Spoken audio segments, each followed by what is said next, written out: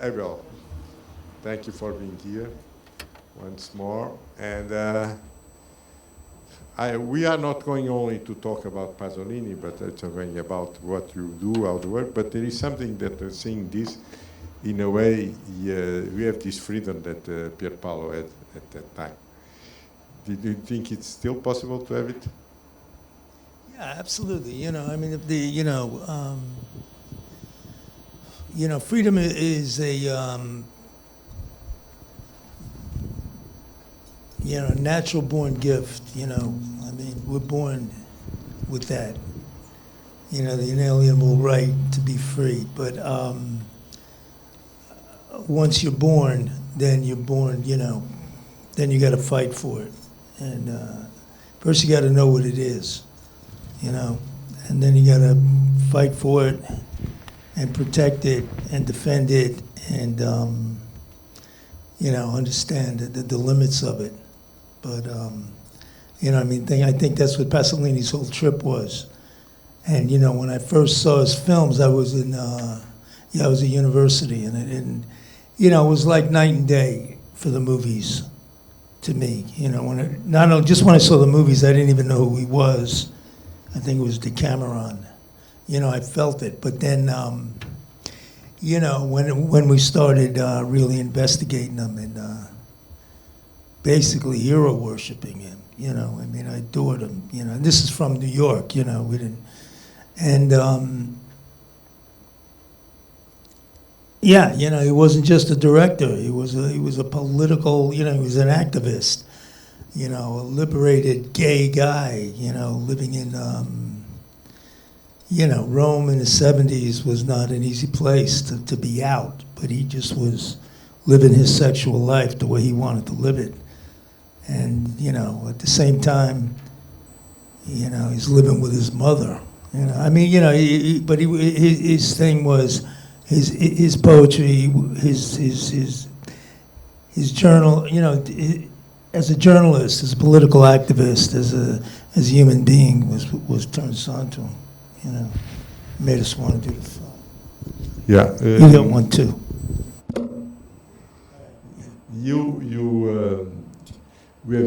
For you, filming is something that is absolutely essential. You need is your life. You fight for it every day. You try to find ways to go on. You maybe, I don't know, allow 50 films already? No, not 50. No. Maybe 30. Huh? I don't think, no, around 30. 30, okay. But anyway, but you move always in the terms of you can go from shooting in America, shooting with small budgets, shooting with budgets much more complicated. Everywhere you move all around this, and that's why that is something that is not for the young generations. Sometimes they don't have that strong. They don't have this this freedom, this to take all the risks you take in every film you are doing. Yeah, and you keep going. Thank you. Keep going. I got no choice, man. And I have no choice. There's no. I can't retire to Florida. I'm an independent filmmaker, so we made a lot of films with very little money. So it's like a gig. It's still a job. Let's ask you. Yeah, but that's why I wanted to think that this experience you have. You are in university. Not all the students are students from here, but there is a lot of them, and some teachers, I think. Right. And one of the things, what you want to know about the experience of Abel, how he feels, how is the way he does the movies, everything. Do you have any question to do about that, or about the film, about everything you want? How do you see moralism today? Meaning what? How do you relate with moral issues nowadays? Like what? Which issues exactly? Like I was scandalized, like you were saying in the movie, like Pasolini. Right. How do you see it today? To be scandalized is, what does he say? It's, I even forget the quote. I don't know, like in our new movie, we say, I know good, I know right from wrong, but I'm no saint. It's my moral position. I know it's a tough question. I mean, how do I see morality, how I am, what do I do, I see it as a moment-to-moment, day-by-day deal, in terms of living the righteous life, And I think the commitment is to other people and to the, and away from the, the idea of self. And you find yourself in others, like the sharing of the movies. I mean, it's the sacrament of the films. He was talking about today. You got to, here's a perfect example. We're taking this film, which, this film exists only one place, in the space between the audience and the film, right? I mean, the film, it's like, does a tree make a sound if it falls in the forest? A, who knows, and B, no.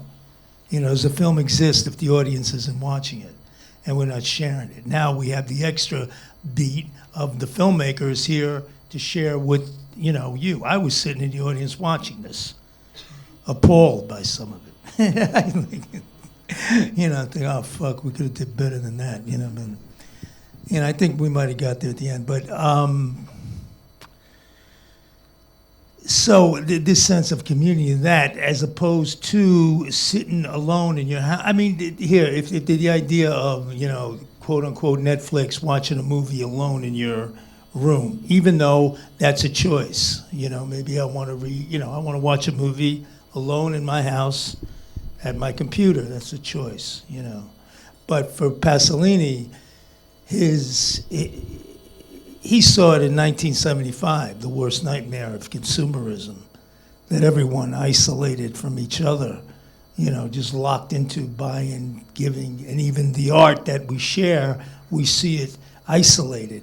We see it one-on-one, And then, does a film exist without an audience?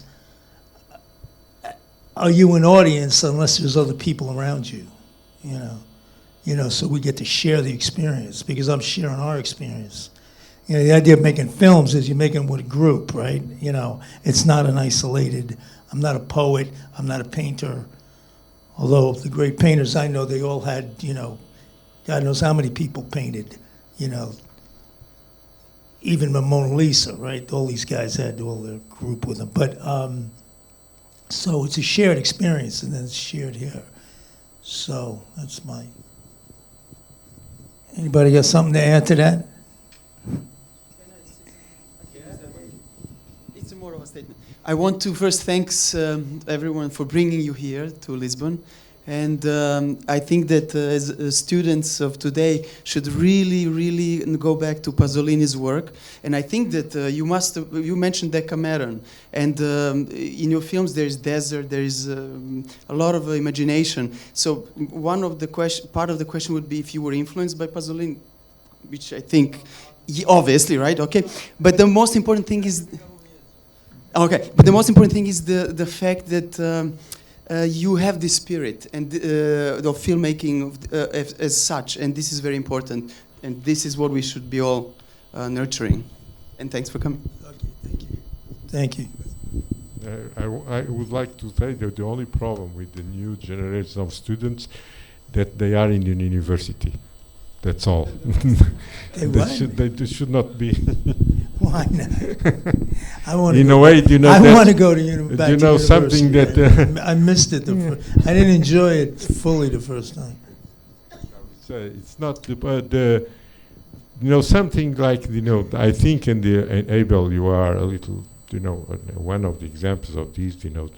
When you want to create something. The only rules that you have is to respect the other ones. That's all. There is no moralism on the. You cannot be if it's wrong or. They have to give to audience the possibility of choosing, and that's what Abel makes in his films. That's something I think.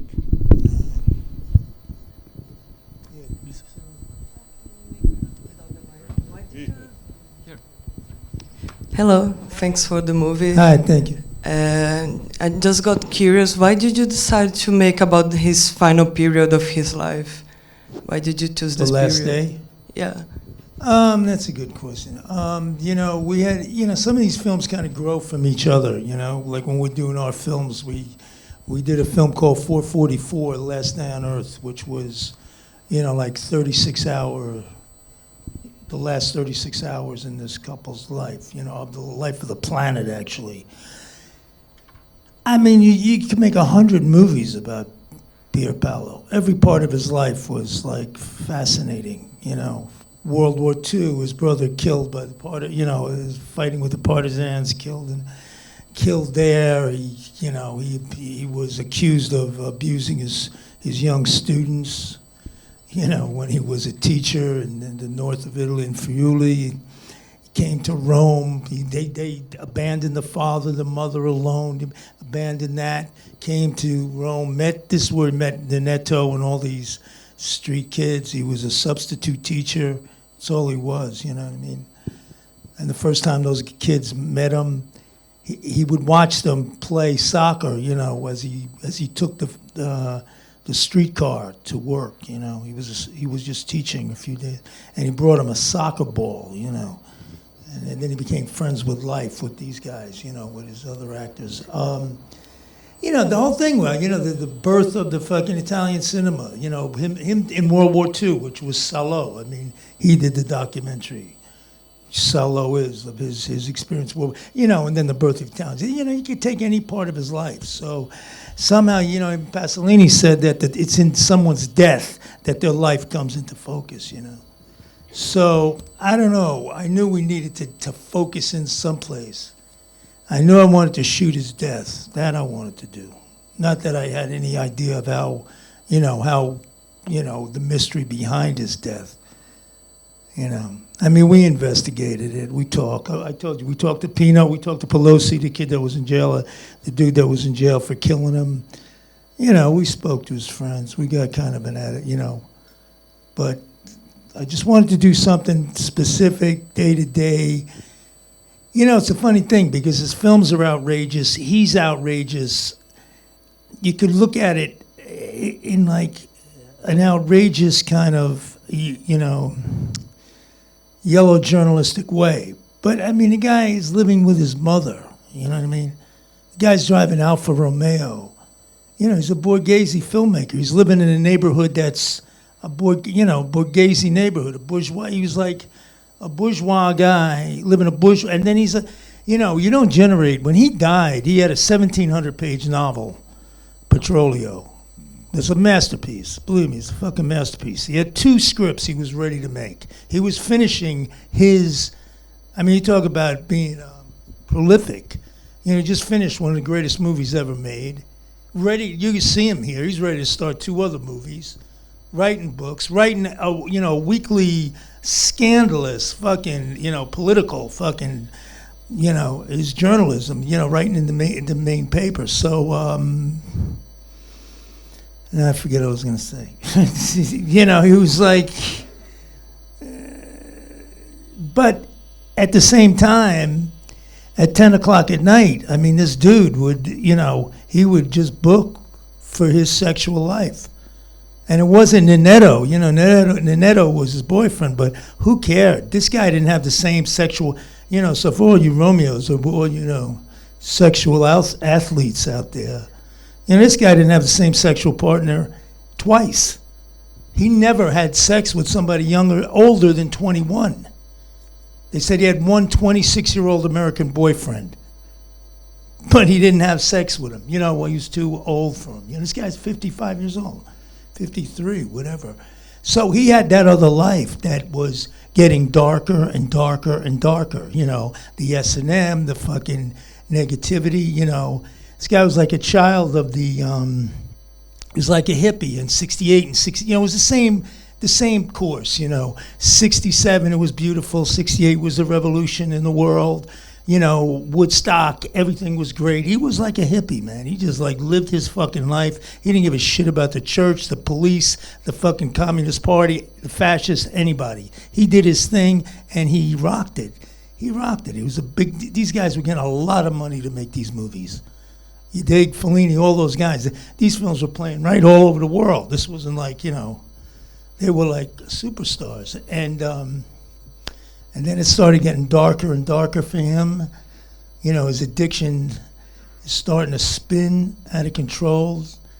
You know, he wasn't going to university to pick up kids, man. This dude was going, you know, these kids he was with that final night, these were shooters. You know, these were kids.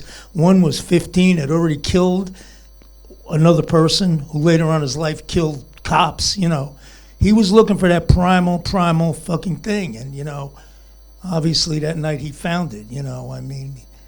But his, you know, when his, I don't know if we got it across. I mean, we tried. I mean, Willem, I think, got it in there a little bit in that interview. You know, this idea of consumerism that he saw destroying his country, destroying the world. If he lived now, you know, he saw this right now. You sit in your fucking house, you don't leave, and you're born a consumer. You buy shit off of Amazon, and you fucking die alone. And to him, that was the nightmare. And he saw the nightmare, and he said it. You can't fight it. You can't battle it. It's beyond fascism. You know, and I think he got like, you know, I think not that he brought on his own death, but, you know, it's like the world started going, 75, punk rock, blah, blah, blah. You know, everything started getting darker and more violent. And anyway, anybody has something to add to that? No.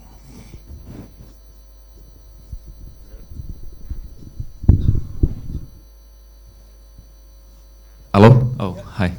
Hi, my name is Giovanni, and I was... How are you? Great. And I was wondering, you started to make movies exactly around this time. That was a very dark days. And I was wondering, is it easier to make films today, and both logistically to make it happen, to make this gig happen, and also the reception? I mean, are people more open to your cinema these days, you think? You know, I started making films when I was 16, so that was like a long time ago, right? And, you know, I started making films just on like a Super 8. I got money from my mother. You know, but even then it was difficult. I could get money from my mother, but I couldn't ask my father. He wouldn't give me money to make money. I'm talking about, you know, change. I'm talking about nothing.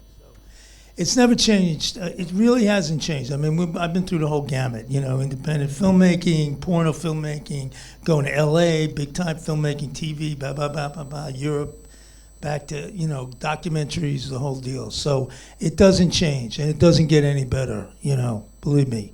I'm like right now, we just finished, we're going to show Tommaso, right? When is that? Yeah, come and see the new film is showing. And I've made a film since then. So we've been shooting, I've done 4 documentaries since this film. This was like 5 years ago. So we did 2 films. We did Welcome to New York about Strauss-Kahn and this film. Then we didn't make a feature for 4 years. Then we made 2 back to back. But I did 4 documentaries. And it doesn't change, man. You know, you have your vision. You can only make 1 film at a time. You know, the film that's in front of you. You guys are all film. You know, there's other film students here. You know the deal. You have the film in front of you, and you got to do it. You got to figure out how to make it.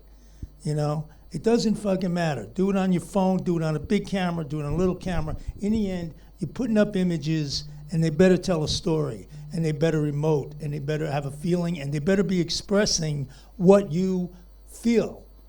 You know, not what you want to feel, not what you want to say, but how you really feel inside.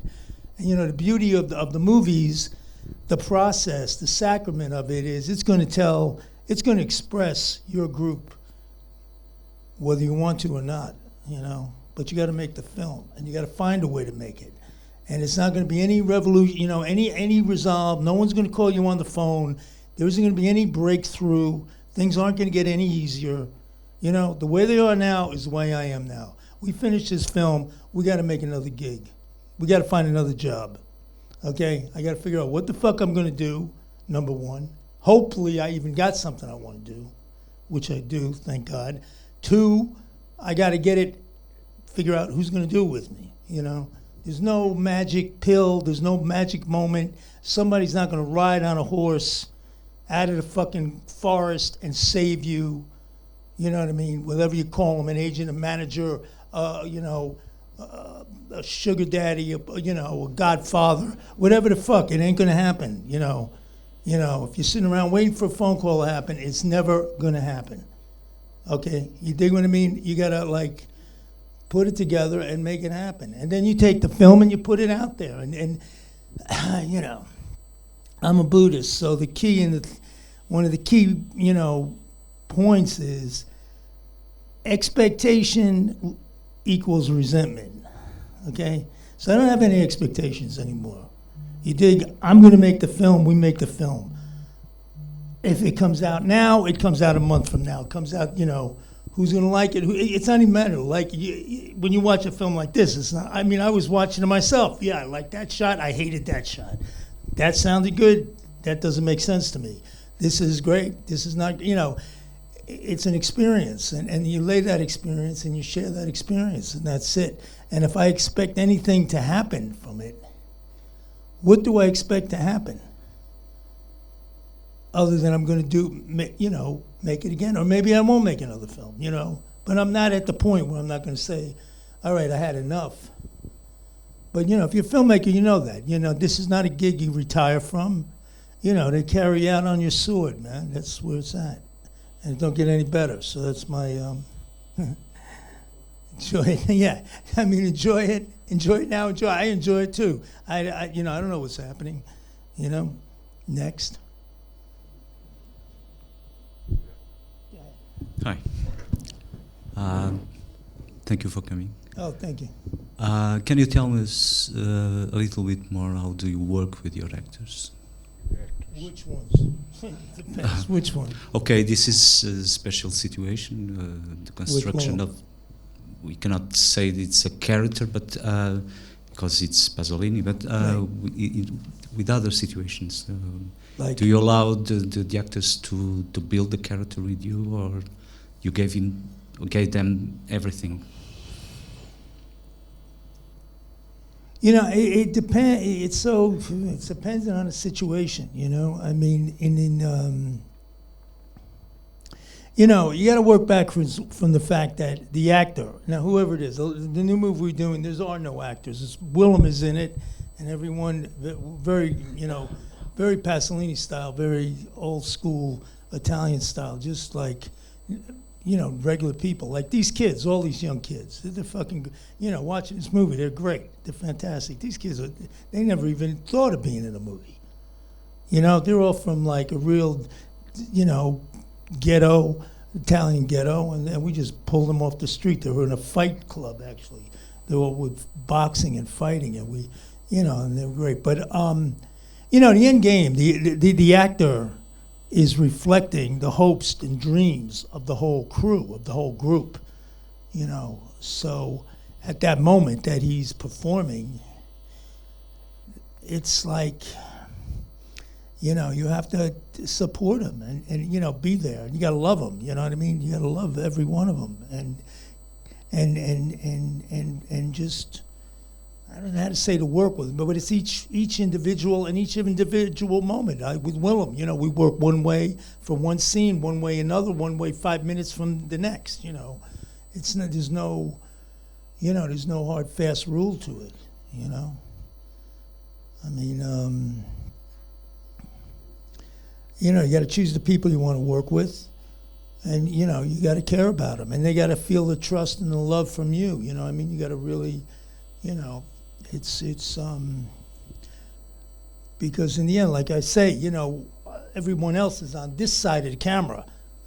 The actor is there, you know, and everything that's going to be taken, you know, you can't do it with the camera, man. You know what I'm saying? It's got to be the human being, you know, being straight up and being honest and feeling confident. It's more than confidence. It's feeling like what we're doing counts, you know what I mean?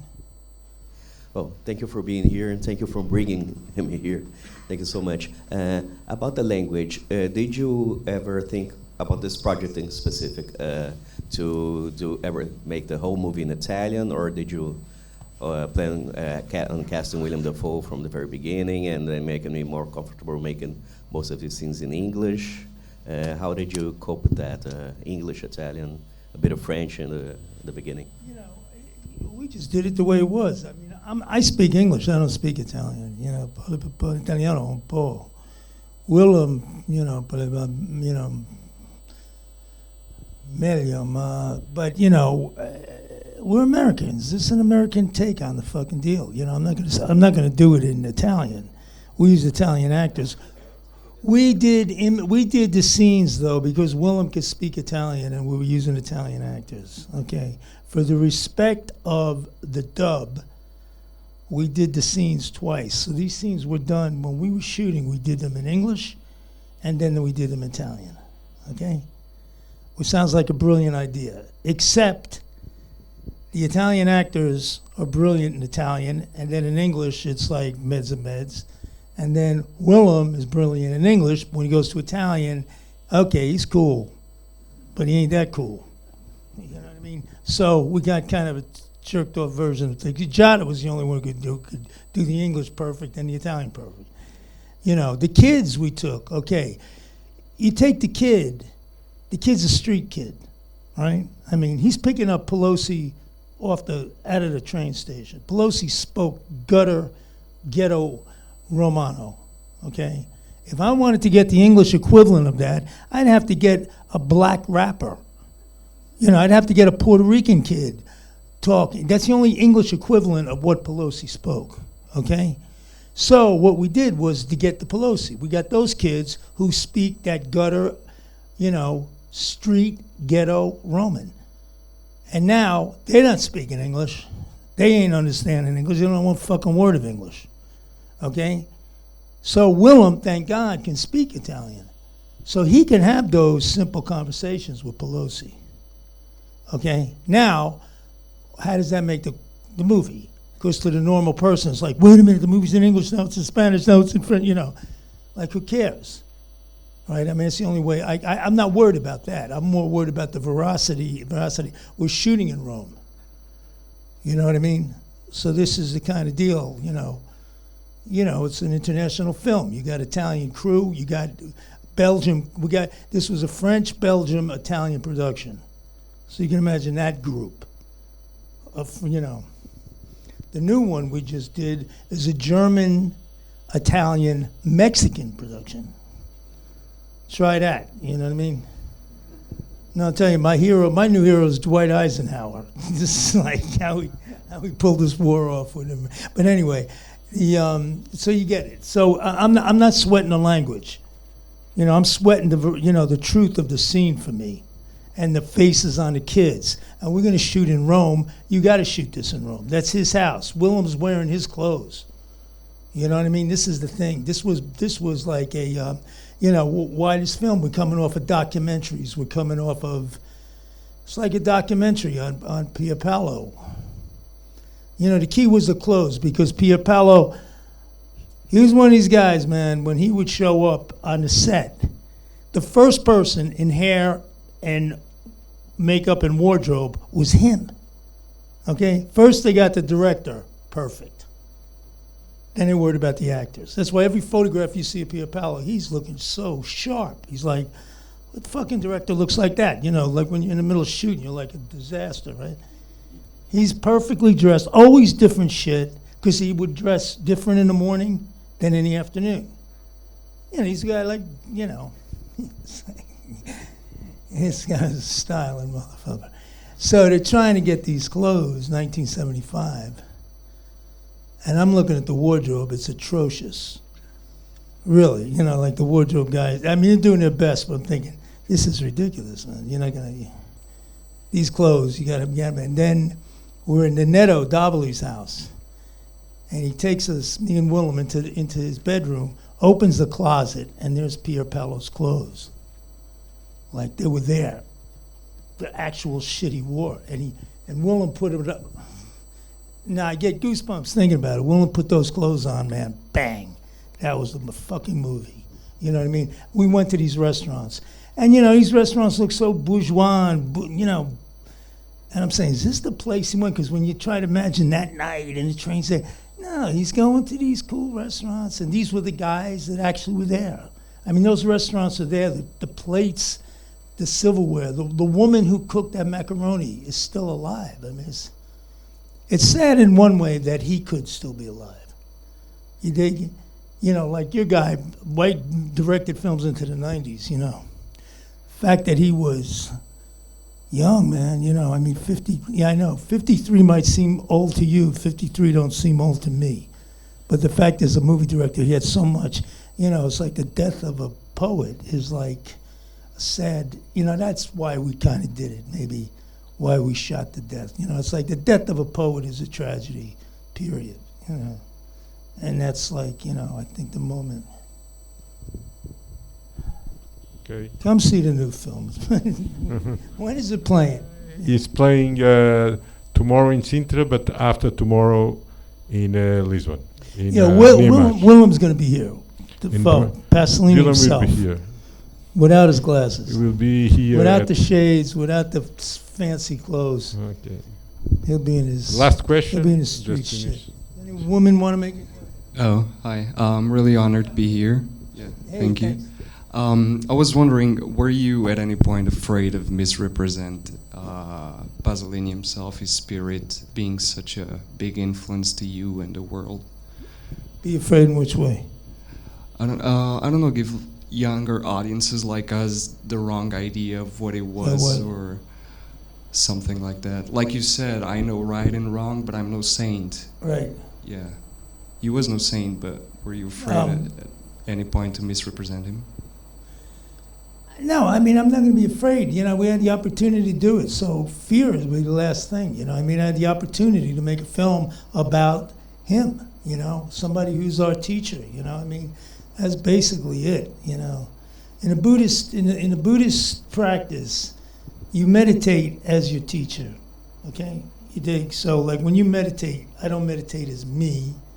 When I'm meditating, I'm imagining whether it's the Dalai Lama or the Buddha or another monk or someone special, you dig? So this is a meditation on our teacher, you dig? So I'm not worried about it's not a matter, I don't have to, first I'm not worried when I make a film, what's the worst could be? We misrepresented him. We made a shitty movie, okay? You know, we're not getting lined up against a wall and shot for it. We failed. I mean, I'm not worried about it. You know, I'm more worried about I didn't try. You dig? The opportunity was there. We jumped on it. It was like, wow, we can really do this? We're going to make a film about this cat? Fucking great. You know? And then when people say, what's your favorite Pasolini? You know, he's our teacher, bro. You know, I mean, everything. We're into all of it. You know, every poem, every movie, everything. 'Cause for us, he's always, you know, he never made a false move, you know. He's like really a special, you know, I don't know, I'm sure you guys have seen his movies. I don't know if you've seen all his movies. I think you should see it now. Yeah, you should Because see it's, some, no, yeah, really. Because you have he's to fucking you have to outrageous. read what he made, his poems. You have to read what he. Yeah, his books. His last book is. Petrolio, I don't know if forget it is in Portuguese, but in French, yes, in English as well, and you'll see. After you can see who is really who was. You'll see, Paolo. you know, he's the real deal, bro. He's the real fucking deal. You know, it's not, you know, in his movies, it's like beyond style. It's not, it's like I'm saying, he's making movies, he's writing political, you know, he's committed. He's, you know, it's a 24-hour, yeah, when you talk about morality, it's every, you know, it's one breath at a time, it's every day. I mean, this guy delivered, you know. And that was his life, and he's, you know, and then the other side of it, he's living with his mother. I mean, it's crazy. He's a crazy life. All right. Thank you. Good. Everybody good. Thank you very much.